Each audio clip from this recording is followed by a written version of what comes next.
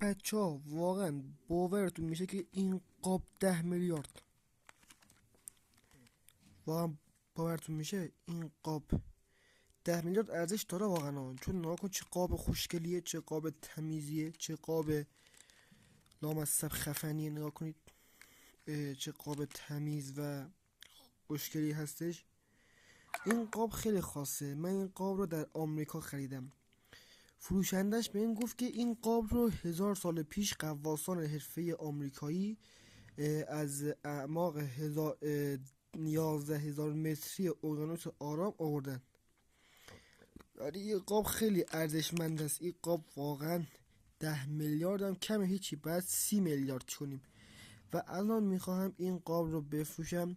شماره کارت تو کامنت ها گذاشتم، هر کس خواست 15 میلیارد بهش میدم. این قاب خوشگل رو ببره استفاده کنه. واقعا هم 15 میلیارد واقعا کمه، هیچی نیست.